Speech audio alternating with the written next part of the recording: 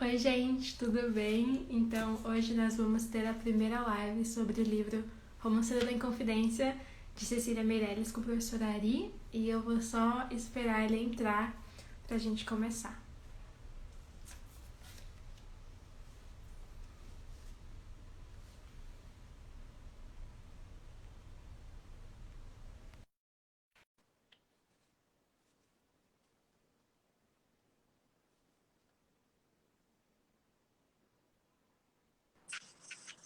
Oi, Ari, tudo Olá, bem? olá, tudo bom?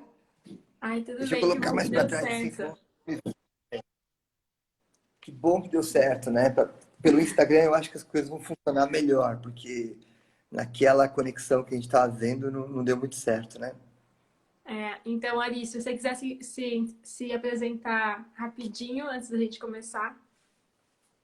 Não, claro, meu nome é Ari Mascarenhas, eu sou professor de língua portuguesa, de literatura, técnicas de redação, todas as disciplinas atreladas à linguagem. E atualmente eu sou doutorando na Universidade de Coimbra, onde eu estudo literatura portuguesa contemporânea, Brasil e Moçambique, nas duas linhas, né, de produção. E, bom, acho que todo mundo já me conhece, né? Se não me conhece, vão Ai, me conhecer nas próximas lives. muito obrigada por topar participar do projeto. E é isso, se você quiser começar. Ah, lembrando também, né, que Romanceiro é um livro do século XX, né? A gente ainda não fez contextualização histórica desse século, mas nós vamos fazer na semana, não nessa, próxima. Então, E é interessante rapidinho explicar por que a gente fez o romanceiro antes da contextualização. E, bom, o fato é simples, a questão é simples. O romanceiro pode ser trabalhado sem que vocês tenham ainda uma ideia geral do que foi o século XX para as artes e para a literatura. Porque, ainda que seja uma obra do período modernista, né? Nós chamamos, inclusive, da segunda geração modernista, o Romanceiro da Inconfidência ele tem como centro nervoso desta obra é a Inconfidência Mineira. Então, se a gente for tratar da contextualização do enredo, se aqui a gente vai chamar de enredo, claro, porque trata-se de um romanceiro, essa contextualização já foi dada pelo professor Hélio no momento em que nós fizemos aquela live, antes da live do Gregório de Matos, se eu não me engano. Já tinha passado.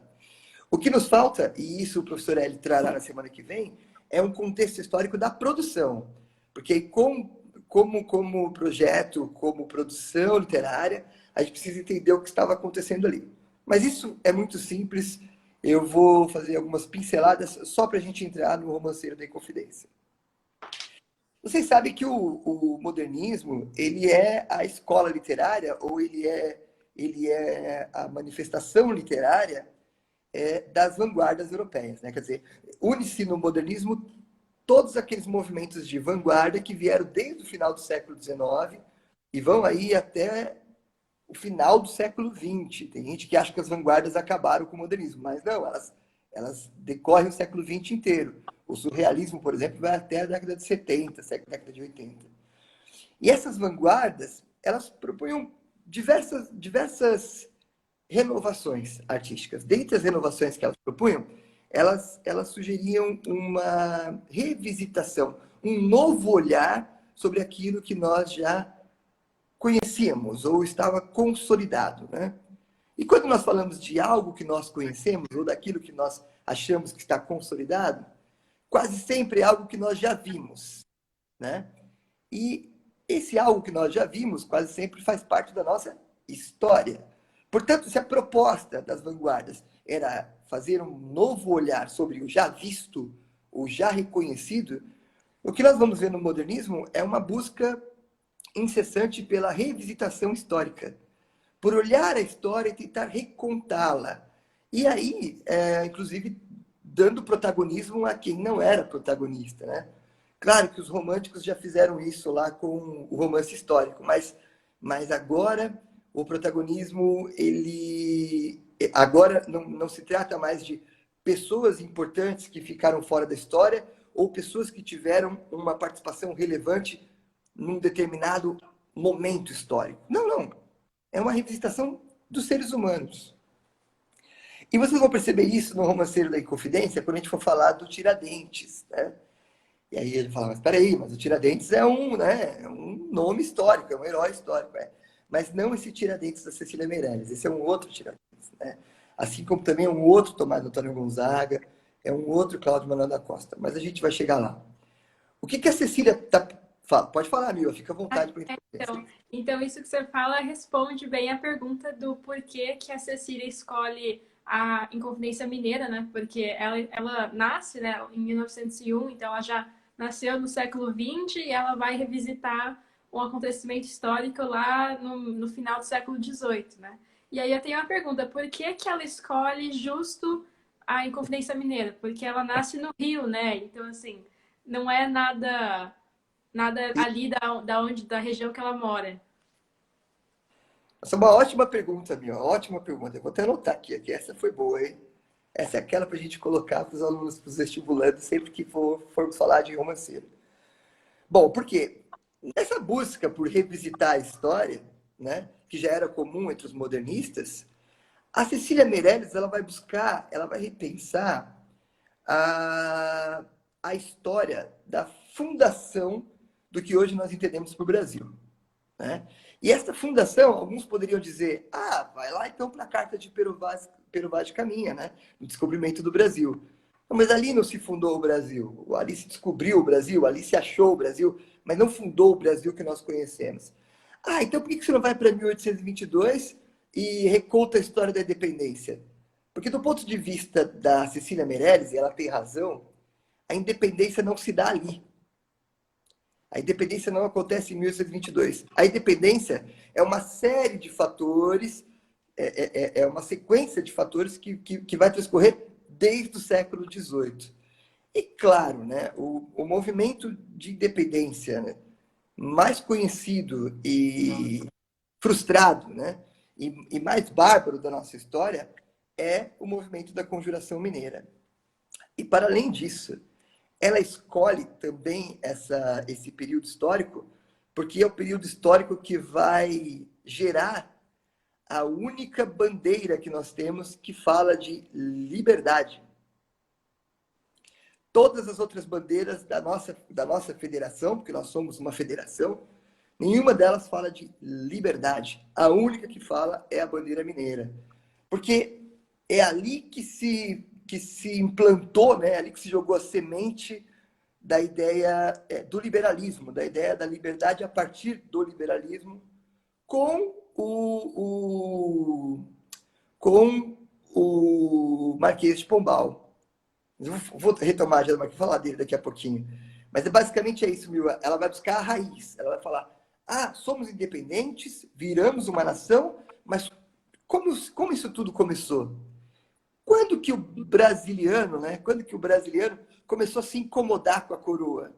Porque até então, até que existia um certo acordo, e os brasileiros que aqui estavam e voltavam ricos para a Europa, esses eram brasileiros de verdade, os brasileiros não se incomodavam com isso, muito pelo contrário, eles tinham muitos benefícios, né? Mas quando o Dom José I, que é o rei de Portugal, pai da Maria Louca, né? A gente chama ela de Maria Louca, coitada, a Dona Maria. Quando Dom João I se tornou rei de Portugal, nós estávamos vivendo um período em que praticamente todas as monarquias estavam acabando, né? E se não estavam acabando, elas estavam se adaptando ao liberalismo. E uma das adaptações que o Dom José implementa é meio que abrir mão do seu poder e nomear o Marquês de Pombal como seu grande, né, conselheiro, e mais que isso, né? O Marquês de Pombal era um administrador. E o Marquês de Pombal, ele incentiva o livre pensamento, ele investe nisso. Quando o Marquês de Pombal sabe que no Brasil, detalhe, tá? Nós estamos falando do século XVIII, em que a exploração do ouro estava no auge, né? A gente vai falar disso quando a gente começar a ver o texto. Ela começa a tratar disso. Não com Chica da Silva, lá que era a exploração do diamante. Agora aqui com a exploração do ouro. exploração do ouro estava no auge, então a coroa portuguesa estava muito bem, estava recebendo muito dinheiro, não tanto quanto queria, na verdade, né? Queria mais. Uhum. E o Marquês de Pombal fala, peraí, nós temos pensadores no Brasil, gente que pensa a liberdade e o liberalismo. Nós temos que incentivar essas pessoas. E quem eram essas pessoas? Se tratando, saindo da capital, né? Porque nós temos esses movimentos em vários lugares do Brasil, sobretudo na Bahia, nós temos também, e no Rio de Janeiro. Mas a região mais rica do Brasil, fora a capital, era Vila Rica, né? Que depois virou Ouro Preto. Mas Vila Rica. E lá nós tínhamos grandes intelectuais que defendiam ou desejavam, almejavam esse afastamento, né, Não, desculpa, não almejavam o afastamento da coroa, coisa nenhuma. Eles vão almejar depois. Até então, eles tinham umas ideias liberais. Eles acompanhavam essa coisa que depois convencionou-se chamar de déspota esclarecido. O que era um déspota esclarecido, né? Um rei esclarecido pelas ideias liberais. Basicamente era isso, né? O fim da Idade das Trevas. Então, o Marquês de Pombal, ele tinha esse incentivo, então ele investia nesses intelectuais e tudo, e principalmente porque o Marquês de Pombal começou a perceber que grande parte do tesouro que era retirado de Vila Rica ia para as mãos da igreja. E o Marquês de Pombal falou, mas espera aí, né? É claro, né? Muitas resoluções levou a isso. O Marquês de Pombal chegou à conclusão, junto ao rei Dom José, que a igreja estava tirando muito mais do que ela deveria. Então ele decide, isso também é uma ideia liberal, né? Caçar os jesuítas, literalmente assim, caçar, o termo que nós estamos usando, persegui-los e tomar o tesouro deles. E aí nós temos, né, um massacre de jesuítas no Brasil. O Marquês de Pombal vem com o seu exército em cidades aqui de São Paulo mesmo, como em Budas Artes. A própria escola de Piratininga, o colégio de Piratininga, é invadido pelos jesuítas. Enfim, o fato é que os liberais meio que assumem o poder e tomam esse tesouro dos jesuítas e vai tudo para as mãos do Marquês de Pombal, que mais tarde vai ser usado para reconstruir Lisboa, que sofreu um grande terremoto nessa época. Ainda bem que o Marquês de Pombal fez isso, senão nós não teríamos Lisboa hoje. Não ia dar para tomar um cafezinho lá na cadeira do Fernando Pessoa. Mas retomando, quando o Dom José adoece e morre, quem assume o trono é a Dona Maria. E a Dona Maria, ela vou usar um termo bem comum hoje em dia, tá? Ela é terrivelmente cristã. Né? E aí, a Dona Maria, o que ela faz? Ela assumindo o trono, a primeira coisa que ela faz é destituir o Pombal. Quando ela tira o Pombal do poder, ela retoma o que era da igreja, dá para a igreja aquilo que era da igreja. E começa a perseguir todos aqueles que, em algum momento, se insurgiram contra a igreja. Contra a igreja. Porque até então não houve nenhuma tentativa de se insurgir contra o rei, nem contra a coroa. Porque o Dom José era um rei agradável, né? Sobretudo a esse grupo de artistas que a gente vai falar aqui. Artistas e exploradores, né? Quando a Dona Maria assume o poder e ela retira as benéficas, né?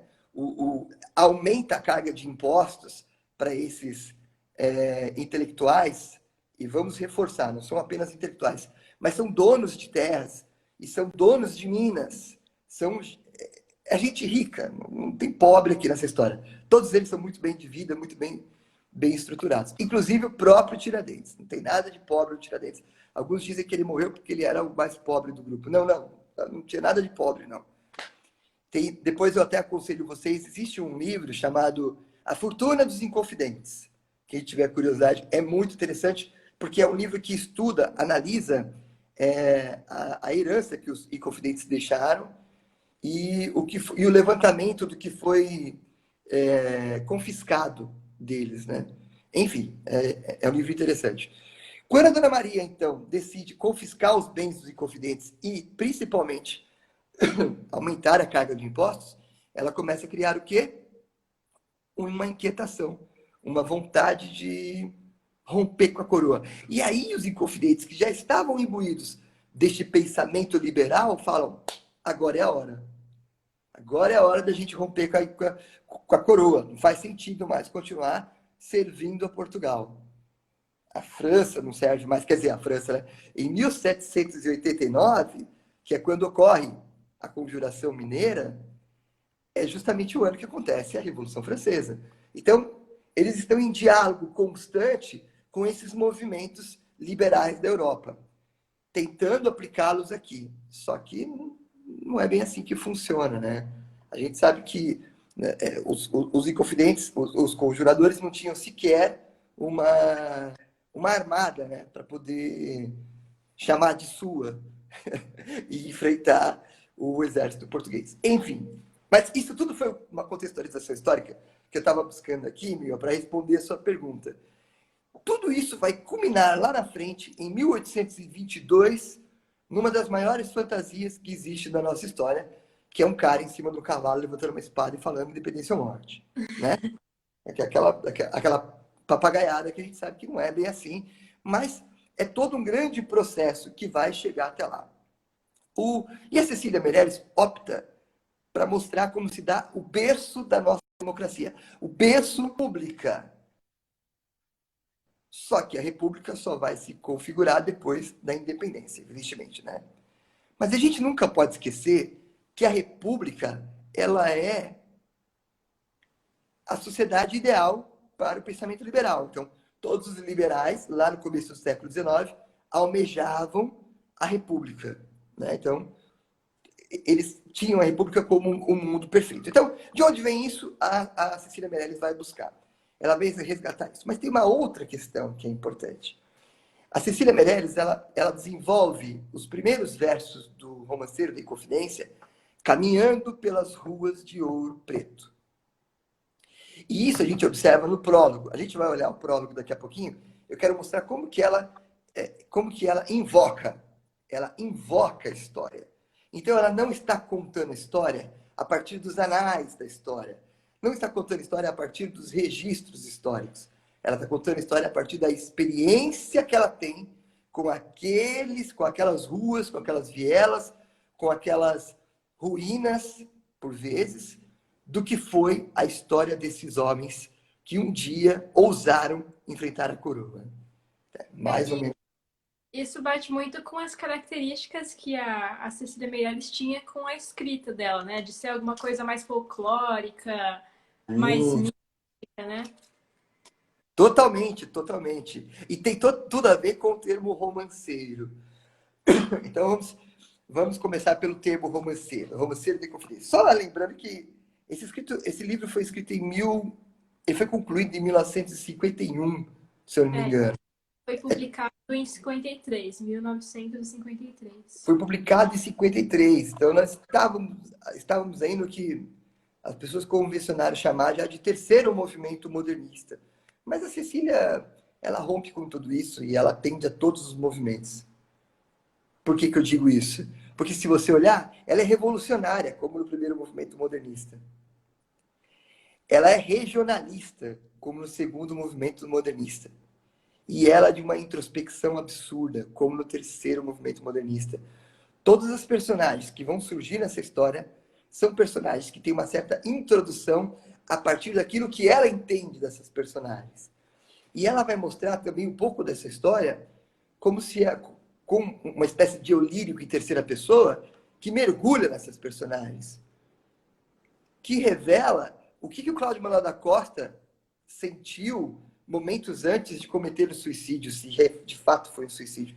O que a Juliana Mascarenhas, que aliás é minha parente, estou brincando, não é minha parente, que a Juliana Mascarenhas sofreu por amar o Tomás Antônio Gonzaga. E essa Juliana Mascarenhas, que era uma espécie de solidificação, era a solidificação da Marília de Dirceu, a partir da Marília de Dirceu em Moçambique. Desculpa que eu ouvi um barulho aqui, achei que fosse um interfone, tomei um susto. Tranquilo. Mas vamos voltar, vamos retomar então. Então, esse Romanceiro da Inconfidência é uma obra do século XX que vai usar todos os... É mesmo, você me aguarda um segundo só, por favor? Desculpa, eu não imaginei que fosse tocar aqui. Só um segundo, por favor. Não tem problema.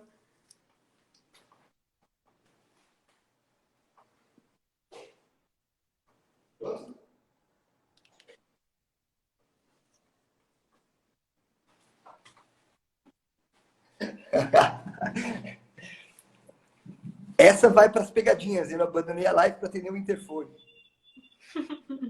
E aí eu fui atender, ele não quis me atender. Agora tá tocando de novo lá, mas agora eu não vou mais.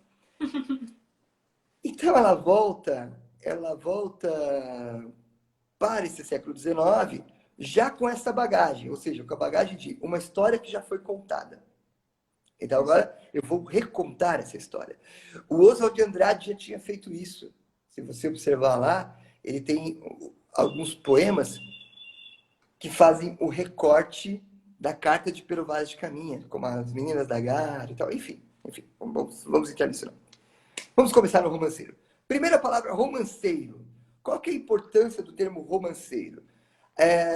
A gente precisa retomar isso, porque ele não fala apenas de uma estética, né? Quando a gente pensa em romanceiro, a gente pensa em narração. A gente pensa em prosa, porque a gente pensa em romance. Só que os romances do século... Desculpa. Os romanceiros do período medieval são aqueles romanceiros que vão inspirar só para a gente ter uma ideia, vão inspirar a literatura de cordel. Né? É muito comum você encontrar um cordelista que fale assim para você: olha, tome aqui esse romance, e te entregue um cordel. Aí você fala: romance? Romance? Por quê? Qual que é a ideia de romance que eles tinham lá no período medieval? E por que eu falei da literatura de cordel? Porque os cordelistas, eles herdam muito do modelo do romance, do romance medieval. O que é esse tal romance medieval? Primeiro, são poemas quase todos formatados em redondilhas, né? Redondilhas maiores e redondilhas menores. E esses poemas, eles carregam uma narrativa. O que era comum no período medieval é que os poemas em redondilha fossem líricas trovadorescas, ou líricas trovadorescas que indicassem os sentimentos de alguém por alguém, ou que fizesse uma crítica. Mas nunca uma narrativa, nunca uma história. As histórias eram contadas em poemas épicos. E qual é a diferença do poema épico para o romanceiro? O poema épico, ele é uma narrativa de grandeza, de um povo grande, de uma história grande, portanto, com versos decassílabos, com versos longos, com estrofes em oitavas. Ou seja, é uma narrativa grandiosa para algo grandioso. Isso é um texto épico. Mas espera aí, eu sou um escritor épico, eu não sei escrever isso. O que eu faço? Eu vou escrever mesmo essa história aqui com redondilha, com 3 versinhos, rimando. Eu vou escrever desse jeito. As pessoas, na época, na Idade Média, quando viam esse tipo de texto, elas falavam: este não é um texto literário. Isso não é um texto que se possa chamar de literário. Não é um texto artístico. É um texto popular. E aí eles chamavam de romance. Portanto, a palavra romance, ela tem a ver com vulgar. Romance significa que está além dos muros de Roma. Portanto, é aquilo que tem a ver com a linguagem vulgar. Então a gente já parte daí. Você falou no começo, Mila, dessa linguagem popular que ela tem no romanceiro. Ainda que ela use umas palavras, umas expressões bem rebuscadas, a estrutura do romanceiro é uma estrutura popular. E aí você vai lá para as... Acabei de falar, para literatura de cordel, você vai para literatura de cordel, e você vai ver isso. Estruturas bem populares, lógico que na literatura de cordel também é uma linguagem popular, e ambos em diálogo para atingir o maior número possível de pessoas. Se você pegar o romanceiro da Inconfidência e dividir ele em folhinhas pequenas separadas, assim, ele pode até formatar uma literatura de cordel. Porque nós temos ali algumas histórias e nós temos ali uma forma de abordar essas histórias que é bastante popular. Então, quando a gente fala romanceiro, nós estamos falando de coletânea, nós estamos falando de antologia. Desculpa, pode falar, Mila. Tá falando de vários romances, né? Então, romanceiro. O romanceiro é tipo a coletânea de romances sobre a Inconfidência Mineira. O romanceiro da Inconfidência. Ou as histórias que, em tese, se contariam naquela época, ou se contou naquela época, mas não foram registradas. E agora estão sendo registradas. Então, vamos fazer essa viagem mental aqui agora. O primeiro passo é pensar o eu lírico, pensar a Cecília Meirelles, escritora, poeta, caminhando nas ruas de Ouro Preto, e aquele eu lírico dela viaja para aquela época, e lá o eu lírico vai vivenciar e testemunhar e registrar essas histórias como se fosse num romance. E é todas elas, as histórias juntas, então, o romanceiro da Inconfidência. Bom, basicamente é isso o que a gente vai ver na obra, né? Então, é isso. Pronto, nossa live termina por aqui, tá tudo certo. Boa prova. Tô brincando. Só para provocar, que eu fiz isso na outra live, aí o Lucas falou, não, mas a gente tem mais um tempinho ainda. Eu falei, não, brincadeira. Bom, vamos retomar, então, um pouco dessa estética que ela está usando. Então, as redondilhas, primeiro, porque é mais popular. É em toda obra que tem redondilha? Não, não é em toda obra. E não é em toda obra por quê? Porque toda a obra não é um único romance, são vários romances, então são várias formas de contar essa história. E essa redondilha popular, ela tem rimas diversas. A gente vai encontrar algumas rimas no último verso. Então, você vê 4 versos e o último verso rima. A gente vai encontrar rimas intercaladas. A gente vai encontrar rimas sequenciais. E aí você fala, mas por que a Cecília Meirelles não criou um padrão? Né? Por que ela não padronizou isso? Por 2 motivos. Primeiro, porque é um poema moderno e a gente nunca pode esquecer disso. É um poema moderno que vai brincar com a forma, que vai jogar com a forma de várias maneiras. E o segundo é porque este modelo moderno é mais verossímil. E onde é que está a verossimilhança aí? Por que eu estou falando de verossimilhança? Porque se eu estou falando de um eu lírico que se transporta para aquele tempo para contar essas histórias, este eu lírico que está vivenciando aquelas histórias, ele vai vivenciar e contar várias histórias de maneiras diferentes, porque eram várias formas, existem várias formas de se contar a mesma história. Então, é mais verossímil que eu encontre alguém contando uma história de maneira diferente do que contando muitas histórias da mesma maneira. Tem esta ligação meio analógica com o espírito humano, que é muito do movimento moderno. Bom, deixa eu ver aqui, porque eu me perco. Sobre essa abordagem, mais uma. Ah, tá. Agora, o importante de tudo isso, Mila, lembrar de tudo isso é que vamos fazer uma revisitação histórica? Vamos fazer uma revisitação histórica. Vamos olhar para o momento histórico da nossa trajetória até chegar à independência? Vamos. Mas vamos fazer de uma forma diferente. Qual forma que nós vamos fazer? Vamos humanizá-la. Portanto, essas personagens agora não vão ser apenas aquelas personagens que, em determinado momento, participaram de um grande evento, e este grande evento, que nem aconteceu, né, de fato, este grande evento culminou na notabilização dessas personagens, na celebração dessas personagens. Nós vamos agora celebrar essas personagens pelo que elas eram de fato, ou pelo que acredita-se que ela era. Está vendo o caráter romanesco aí? Ou seja, não há nenhuma prova, não há nenhum registro de que essas personagens vivenciaram o que a Cecília vai contar. E também não é a intenção da Cecília. Então, nós estamos agora diante de um objeto, portanto, um olhar objetivo, que é o recorte histórico da Inconfidência Mineira, mas para tratá-lo de forma subjetiva. Ou seja, é como se fosse assim, meu ano. Claro que a Cecília é muito melhor do que eu para fazer isso, mas como se fosse assim. Eu vou te contar a história do Tiradentes, sabe? Vou te contar a história do Tomás Antônio Gonzaga. E sento e começo a te contar uma história. Evidente que nessa história que eu vou te contar, haverá, na verdade, muitos pontos que são prováveis, né? Muitos pontos documentais. Mas a maior parte dela é uma junção que eu faço entre esses pontos, a costura que eu faço entre esses pontos, ficcional. A costura romanesca, a costura da prosa ficcional. Então, não se trata de um documento histórico. O Romanceiro da Inconfidência não é um documento histórico, é um documento artístico. É a capacidade de um artista de recriar a história a partir de alguns pontos, de algumas marcas que são prováveis, principalmente e ela vai tratar disso no cenário, que ela dá o destaque para o cenário o tempo todo, sobre aquilo que ela observa, e dali ela vai criar. E dali ela cria um pouco dessa história. Então eu posso fazer uma prova, usando o romanceiro da Inconfidência, posso fazer uma prova de literatura, mas não posso fazer uma prova de história. É basicamente isso. Senão, mas ali no romanceiro disse que o a morte do Cláudio Manuel da Costa se deu desta maneira. Não dá para fazer isso. Em história você não pode usar. Bom, partindo disso então, vamos falar um pouquinho sobre a estrutura da obra. Tá? A estrutura, o livro ele é constituído no todo por 85 poemas. E esses 85 poemas eles são divididos em 5 livros. Então eu tenho 5 romances.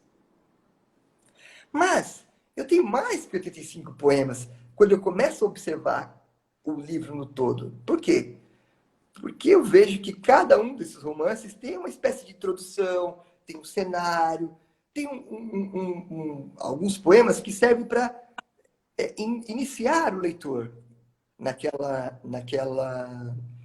naquele tombo, né? Naquela sequência de poemas que vão surgir. Eu acho que deixa eu até abrir aqui. No primeiro romance, por exemplo, no primeiro romance, que é a primeira parte, na verdade, eu tenho lá a fala inicial e o cenário. E mais para frente eu gostaria de ler essa fala inicial, porque ela diz muito sobre o livro. A fala inicial e o cenário. Uma descrição do cenário para que as pessoas se sintam introduzidas. E aí a Cecília me dá a chave do que ela está fazendo. A Cecília está criando a partir do que ela está observando. Só que longe de um escritor realista, em que tentaria observar e a partir dessa observação criar uma narrativa verossímil observando, a Cecília Meirelles está dando asas para sua imaginação e criando uma narrativa completamente ficcional. Mas aquela situação da Chica da Silva com o Barão de Valadares lá, aquilo não aconteceu? Aconteceu. Mas os encontros, os embates, as essências, as surpresas, os medos, tudo isso só é possível com o subjetivismo, né? Bom, partindo disso, então, vamos começar então a falar do romanceiro, porque amanhã nós temos uma outra live. Eu gostaria de dedicar essa segunda live só à leitura dos poemas e análise dos poemas, mas absolutamente mais nada. Eu não consigo acompanhar quanto tempo nós temos ainda, Mil. Você precisa me ajudar aí. Ainda temos tempo. Apareceu quanto tempo falta, mas acho que quando aparecer eu te aviso, quando faltar uns 2 minutos assim. Então tá. Quando aparecer, ele grita e a gente tem que sair correndo, né? Uhum. Mas vamos lá, então, Mil. Eu queria falar uma coisa. Como ela, ao longo dos poemas, ela escreve de uma forma ficcional dos personagens que, né, participaram mesmo da Conjuração Mineira, mostra bastante para mim, pelo menos, que ela está do lado de quem foi oprimido, né, pela coroa. Parece que ela humaniza de uma certa forma quem foi o Tiradentes, o Antônio Tomás, o Cláudio, o Manuel e tal. Então eu acho isso bem legal. Você tem toda a razão. Ela é totalmente parcial. Mas aí que a gente vê, a Cecília não quer recontar, ela não quer recontar a história para modificar a história. Essa história que nós já sabemos, né? Nós sabemos que o Tiradentes, o Cláudio Manuel da Costa, o Tomás Antônio Gonzaga, o Alvarenga Peixoto são heróis, né? Sobretudo o Tiradentes, que é um mártir.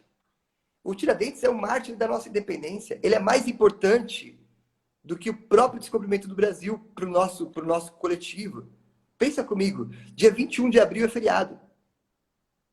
Não é? 21 é feriado, 22 não é. Dia 22 não é.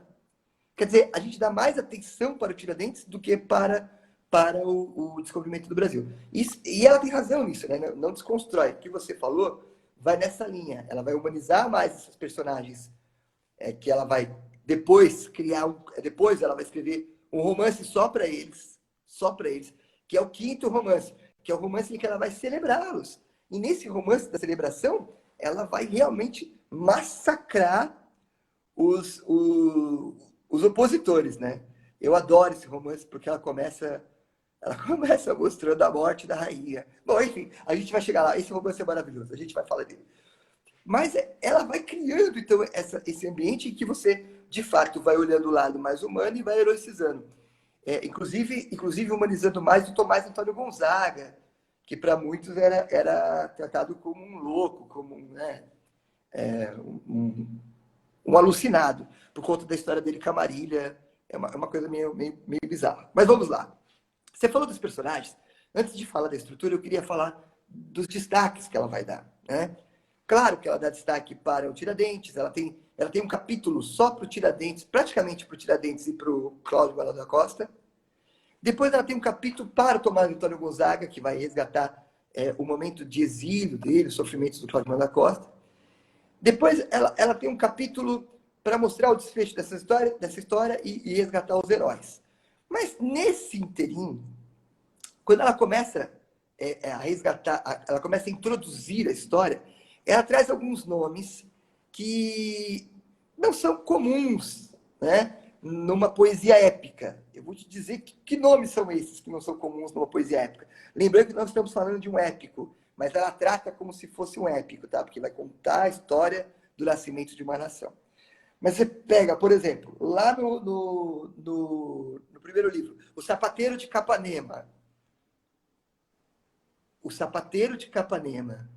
Daí você tem também, além do Sapateiro de Capanema, você tem o Barão, não sei se é Barão, o Conde. Eu vou pegar minha cola aqui, o Conde de Valadares. Eu chamo ele de Barão, mas ele não era Barão, era Conde. O Conde de Valadares, que se você for pegar, por exemplo, a história do Conde, esse é o segundo Conde de Valadares, a história dele é inócua, assim, tipo, e daí? Quem é esse cara, entendeu? Depois ela pega, tá bom, ela pega a Chica da Silva e pega o marido da Chica da Silva, que eu sempre esqueço, o João Fernandes. Pega a história dos dois para fazer o encontro. Ela vai dando nome, vai inserindo na história algumas pessoas que não eram tão importantes assim, né? E um destaque, depois eu quero falar um pouquinho sobre o Silvério dos Reis. Eu quero falar um pouquinho também sobre dois personagens, o Silvério dos Reis e a Chica da Silva. Não sei se me atrapalhei agora, se eu já fui para frente, estou indo para trás, estou tentando me achar aqui. Vou falar deles agora, depois eu retorno com o poema, tá? A Chica da Silva é uma personagem que todo mundo conhece. Todo mundo conhece a Chica da Silva. Só que ela não faz parte do contexto de Vila Rica. A Chica da Silva não tem nada a ver com Vila Rica. Por que a Cecília Meirelles vai pegar a história da Chica da Silva? Porque a Chica da Silva, ela é casada com o João Fernandes, que é um grande explorador de diamantes.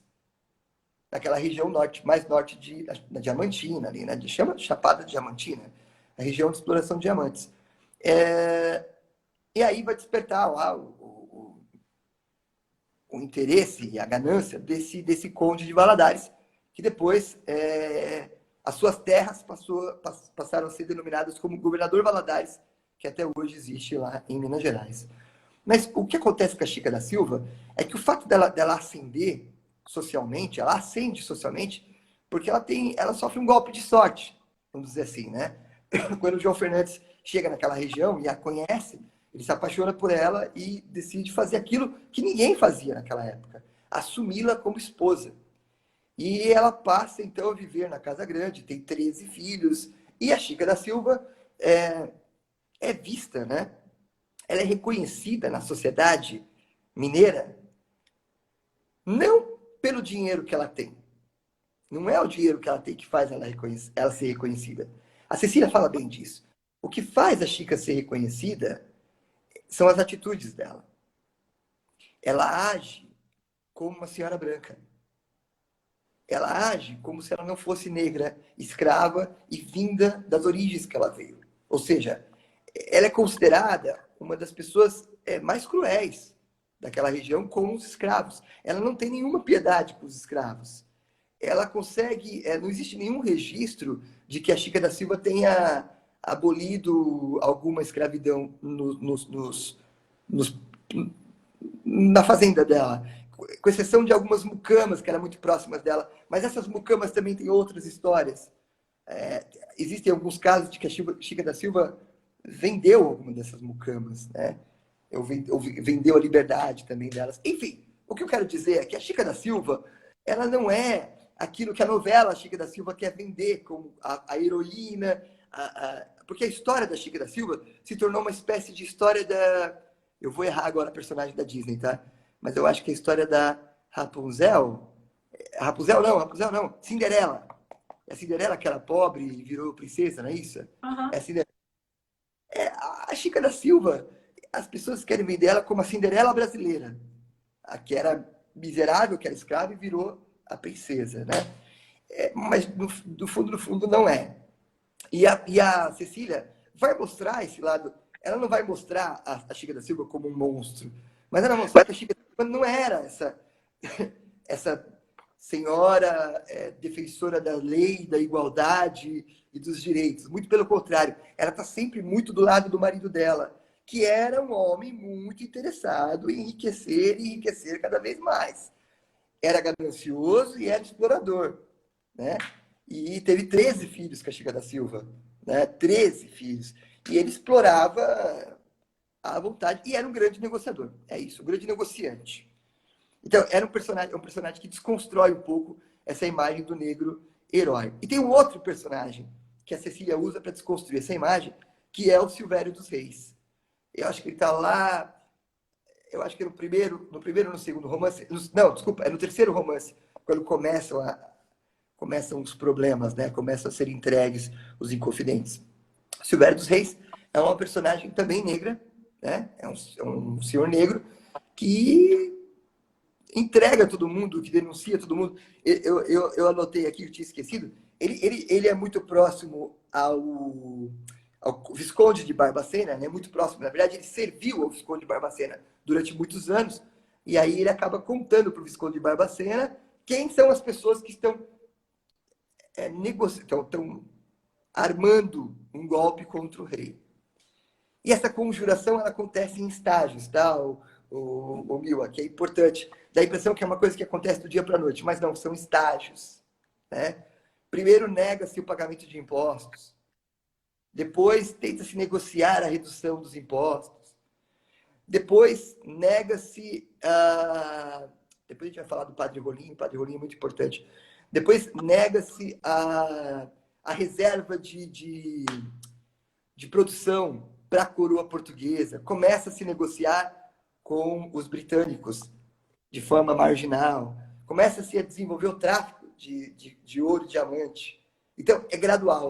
É gradual. Até que chega um momento que eles falam, quer saber uma coisa? Vamos romper com tudo, mas nada disso acontece. Bom, isso era só para destacar esses dois personagens, que a gente vai voltar a retomá-los. São personagens que não fazem muito parte dessa história da Inconfidência, mas que surgem no romanceiro. Bom, então vamos lá, vamos falar um pouquinho sobre a obra em si. Como eu disse, ela é organizada então em 5 romances. E o primeiro romance, ele basicamente dá a introdução. Ele faz uma introdução do que aconteceu lá em Vila Rica, né? Vamos sempre usar o termo Vila Rica, porque às vezes eu me confundo e falo Ouro Preto, mas Ouro Preto não existia, tá? Vila Rica, a Vila Rica, que a gente não pode esquecer que é responsável pela Escola de Minas. A gente nunca pode esquecer que a Vila Rica é a base da Escola de Minas. E o que é a Escola de Minas? A gente precisa lembrar lá das aulas do professor de literatura, que ficava falando de Escola de Minas e levando a gente para o Gramado, para estudar no Gramado, lembrar o que é o arcadismo, né? Que no Brasil nós temos, então, com a Escola de Minas, ou seja, aquele grupo de poetas e intelectuais que pensavam um mundo mais equilibrado, mais leve, mais harmonioso, um mundo que resgatava um pouco do classicismo, e é por isso que é chamado de neoclassicismo. Um mundo resgatado lá dessas ideias, das ideias renascentistas, né? Então, a Escola de Minas acontece em Minas Gerais, fundada, inclusive, pelo Cláudio Manuel da Costa. E aí eu preciso fazer uma alusão ao Cláudio Manuel da Costa. O Cláudio Manuel da Costa, ele tinha um tema, o tema principal dos poemas dele é a pedra, que tem dois sentidos. Primeiro porque o que mais tem naquela região é pedra, né? Montanha, pedra e tal. E a pedra para o Cláudio Manuel da Costa é opressora, não é uma pedra, não é bonito. Ele não olha para a rocha e fala, olha que rocha bonita e libertadora. Não, a pedra é opressora, ele se sente oprimido com ela. Mas também tem uma outra conotação. A pedra tem uma ligação com aquela frase bíblica que Cristo disse a Pedro. O que Cristo disse a Pedro? Disse, sobre essa pedra edificarei a minha igreja. E sobre a pedra de Cláudio Manuel da Costa edifica-se a escola de Minas. Começa com ele. Então, ele é o criador de tudo isso. Ele é o que faz a adaptação do arcadismo para o Brasil. Bom, então, o que nós vamos ver nesse primeiro momento é a grande descoberta da Cidade de Ouro, né? A Cidade do Ouro começa a ser descoberta, começa a ser levantada a Vila Rica, começa então a surgir os primeiros vilarejos e a partir dali se construir a cidade, que já existia, mas agora se torna a grande capital, né, das Minas Gerais. A grande capital das Minas Gerais é Vila Rica e Belo Horizonte. Belo Horizonte nem sentia. Não estava nem no horizonte. Belo Horizonte, com perdão do trocadilho, tá? Não estava nem no horizonte. É a grande capital dessa região da Diamantina e depois da região do Ouro. Constrói-se, então, Vila Rica. Então, a partir daí, nós temos, no primeiro romance, o contexto disso. O que é esse contexto? As famílias que ali chegam, as famílias que ali enriquecem, né? As poucas famílias que ali enriquecem, que é preciso dizer, e as muitas famílias que ali vivem na miséria. Porque tal como todas as outras corridas do ouro que tivemos no Brasil, e a mais recente, Mila, aconteceu na década de 80 e 85, 86, que se chama Serra Pelada, em todas as corridas do ouro, nós temos um grupo pequeno de ricos e um grupo gigantesco de miseráveis. Parece que é uma metáfora, ou melhor, né? Parece que é uma metonímia do que é o Brasil como um todo, né? É a parte pelo todo. É a nossa cinética aqui do Brasil. Mas o que ela vai tratar nesse primeiro romance é os conflitos que acontecem nessas famílias. Nas famílias que estão bem estabelecidas, está tudo muito tranquilo. E nas famílias que não estão bem estabelecidas, os tantos conflitos que ali geram. Com destaque, eu acho que é o conflito que mais marca as pessoas que leem o livro. Para mim, foi todas as vezes que eu li, a que mais marcou, aquela história do pai que mata a própria filha, porque ele queria arrumar um bom casamento para a filha. E a filha descobre uma paixão por um cidadão operário. E o pai enlouquece e ele acaba assassinando a própria filha. Quer dizer, a Cecília começa a contar, então, histórias populares, né? Histórias particulares daquelas pessoas que estão ali. Porque ela entende uma coisa muito importante que tem sentido para o resto da história. Ela diz, eu não vou contar uma história de ruínas e nem vou contar uma história de estátuas. Eu vou contar uma história de pessoas. E a história não se dá com os heróis das estátuas nem com as ruínas que ficaram. Se dá com os seres humanos que ali viveram. E dentre todos os heróis que ali estavam, haviam também os não-heróis, ou melhor, os normais, as pessoas comuns como nós, né? Isso é o que a gente vê no primeiro romance. Que ele vai do primeiro ao 19 aqui, que eu não lembrava também até onde ele ia, do primeiro até o 19, é o primeiro livro, né? Do romance 1 ao romance 19, é o primeiro livro. E aí vem, então, para a parte 2. A parte 2 vai do romance 20 ao 47, e nessa parte 2, agora, ela deixa um pouco de lado essa vida mais popularesca lá e começa, de fato, a falar dos grandes nomes, né? Temos aí como os grandes nomes o destaque para o Joaquim José da Silva Xavier. Já ouviu falar dele, Mila? Quem é Joaquim José da Silva Xavier? Não ouvi, não. É um tal de Tiradentes, tá? Mas, Ah, que as pessoas chamam de Tiradentes. Mas é o Joaquim José da Silva Xavier e o próprio Cláudio Manuel da Costa, que é o grande mentor dessas ideias todas. Vai surgir também aqui o Tomás Antônio Gonzaga, mas menos do que nas outras situações. Aqui também aparece o Alvarenga Peixoto, ainda não casado e sem os seus conflitos com a sua esposa. Este segundo momento é quando os Inconfidentes não, desculpa, peraí. Não vou usar o termo Inconfidentes, tá? Vamos usar o termo Conjurados. Quem chama eles de Inconfidentes são os portugueses. Eles são inconfidentes para os portugueses, não para nós. Para nós eles são conjurados, tá? Eles foram infiéis com a coroa, não com a gente. Com a gente eles foram fiéis até demais. Os conjurados, eles estão agora realmente vivendo um momento áureo, que é um momento em que eles não só têm dinheiro para manter as suas fazendas e as suas minas de exploração, como eles também têm dinheiro para poder investir na própria formação daquele povo e na sua própria formação intelectual, que mais tarde vai ser muito útil no momento em que eles desejarem enfrentar a coroa. Então, eles começam a se formar politicamente, né? Começam a se estruturar politicamente e fortalecer o que virá a ser uma espécie de partido. Não tem esse nome de partido, tá? Mas quando, neste mesmo romance, eles formam a bandeira de Minas Gerais, que está lá, libertas mesmo que tarde, libertas que será também, você pode observar que esta bandeira tem um triângulo vermelho dentro dela, e esse triângulo vermelho, esse vermelho é o sangue da luta, né? Que sempre quando você vai à luta você usa o sangue como símbolo, mas esse triângulo vermelho é uma espécie de slogan, ele forma uma espécie de símbolo partidário, né? Que depois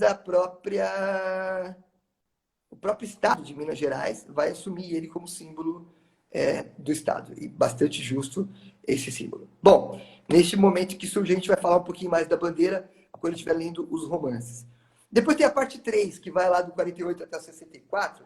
Nessa parte 3, aí começam então as grandes perseguições. Não há batalha no Romanceiro da Inconfidência, não há batalha. Não se trata de uma insurreição que acabou em enfrentamento. Não tem batalha.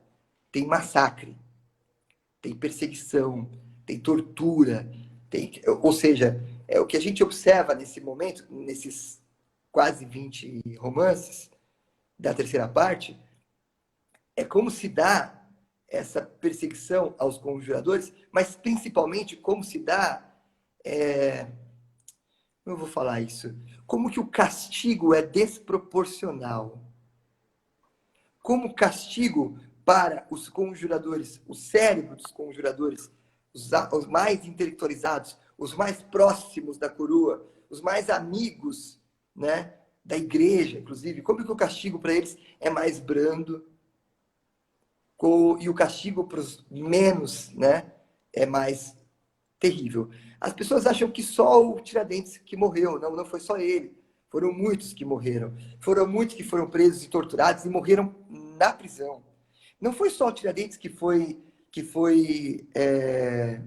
crucificado, né? O Tiradentes foi crucificado? Não, foi enforcado. Eu confundi ele com outro herói também, que eles fazem com barba e cabelo. Foi uma brincadeira, tá? Não foi só o Tiradentes que foi enforcado e depois esquartejado em praça pública. Não foi só ele. Foram outros também. Mas ele é o que ganha mais destaque, porque ele fazia parte deste grupo mais seleto, desta elite dos conjurados. Então ele serviu de exemplo mesmo. O Tiradentes foi tratado, o Tiradentes foi tratado como um exemplo. Bom, esse terceiro romance, ele termina de uma forma muito melancólica, muito negativa, muito, né, sabe assim, tipo, ela acaba descrevendo no final do romance, ela compara a história com o lúgubre das paredes, das casas e das vielas de Vila Rica, como se tudo virasse escuridão de novo. E ela tem razão. A Dona Maria, a rainha Dona Maria I, ela traz as trevas de volta, né? E eu acho engraçado quando as pessoas falam que a Idade Média acabou no Renascimento. Não. A Idade Média está aí, ó. A Idade Média volta com a Maria I, ela vai até o século XIX. A Idade Média vem até o século XIX. A gente pode dizer assim que a Idade Média termina, né, com a independência, mas até lá ainda a coisa é meio séria. Bom, então ela faz essa alusão. Mas aí termina esse romance com outras penas mais brandas. Uma das penas mais brandas é o exílio do Tomás Antônio Gonzaga e do Alvarenga Peixoto, né? Você ia falar, Mila? Desculpa. Não. O exílio do Tomás Antônio Gonzaga se dá onde? Em Moçambique, que é outra colônia portuguesa. E é uma colônia de exploração tal como o Brasil. né? Só que o quarto romance, praticamente inteiro, ela vai tratar desse exílio, que na verdade é mais um exílio sentimental do que um exílio físico. Caramba, eu tô tratando o exílio do cara como sentimental, mas é de fato, quando ele vai para lá, a dor maior dele é a Marília, é ter deixado a Marília fisicamente, né? A, a Doroteia, Maria Doroteia. Como é que é o nome da Marília? Esqueci. É a Doroteia, a gente vai tomar depois dela. Sebastiana Doroteia, não lembro. É deixar a Marília aqui e ir ele para o exílio por obrigação, ele não tinha opção. Mas aí lá, né, o Cláudio Minoel da Costa, que não é bobo nem nada, ele se afeiçoa com a Juliana Mascarenhas, que é filha de um grande fazendeiro em Moçambique. Claro, ele também não era bobo nem nada, ele já estava pensando ali nos bens que ele tinha perdido aqui, ele não ia recuperar nunca mais aqueles bens, então a possibilidade de garantir os bens dele lá. Eles são todos bem interesseiros, tá? Todos os conjuradores. Eles são liberais capitalistas. Não existia o capitalismo ainda como tal, mas eram como a mente deles funciona, tá? Bom, aí também nesse romance, que é o quarto romance, tem a história do Alvarenga Peixoto e da Eliodora. Oi? Nada, não falei nada. Tem a história do Alvarenga Peixoto e da Eliodora, tem toda aquela situação entre eles, e é todo um drama, né, da relação que ela vai descrever nesse outro romance também. Então, eu diria que esse quarto romance é o romance dos amores. O romance dos amores vividos, dos amores não vividos e dos amores sonhados, desejados. Com uma pitada de inferência, de inserção do Estado, né? No Estado, quando fala da coroa portuguesa. E, por fim, a última parte, que vai lá do 81 até 85, é a menor parte, mas nem por isso a menos importante, é quando ela faz a homenagem aos conjurados. Então, é a parte em que ela reúne os romances que vão exaltar, como você bem colocou no começo, vão exaltar a grandeza e os feitos dos conjurados e vai condenar aqueles que foram contrários à conjuração mineira. É neste momento, com destaque, mais uma vez, para o desfecho da Dona Maria. E eu reforço isso, porque o desfecho da Dona Maria, que a gente vai encontrar aqui, é totalmente romanceado, é totalmente imaginado, totalmente ficcional. Nós sabemos o que aconteceu com a Maria Louca, porque há registro histórico do que aconteceu com ela. Mas é muito mais legal ver o que a Cecília Meirelles faz com ela do que o que a história fez com ela. Sabe por que a Cecília Meirelles me lembra desse Romanceiro da Inconfidência? Ela me lembra o Quentin Tarantino no Bastardos Inglórios lá. A gente sabe o que aconteceu com o Hitler, né? Mas é mais legal ver o que acontece com o Hitler no Bastardos Inglórios do que ver o que acontece com o Hitler na história legal. Então, quer dizer, é a história que não foi contada, mas é que seria legal pra caramba se fosse assim, que é mais ou menos nessa pegada que vai a Cecília Meirelles. Bom, então, com isso nós temos mais ou menos uma ideia da estrutura. Pergunta, Mila, antes da gente começar a falar dos poemas em si? Eu ia falar que a gente tem 1 minuto e 30 segundos. Certíssimo, porque eu tinha planejado deixarmos os poemas para amanhã. Amanhã eu desejo falar de um poema, pelo menos, de cada um dos livros, né, de cada um dos tomos, um poema de cada um deles, e a gente comentar, bater um papo, identificar isso tudo que a gente falou hoje. Tá? No geral, é isso. Eu agradeço demais. Hoje deu certo. Foi a Nossa Senhora Cecília Meirelles que ajudou. E tenho certeza que amanhã também vai dar certo de novo. Estamos juntos de novo. Muito obrigada, Ari. Muito obrigada pela aula. E até amanhã, então. Até amanhã. Obrigado. Tchau, Tchau, Ari. tchau. Obrigada.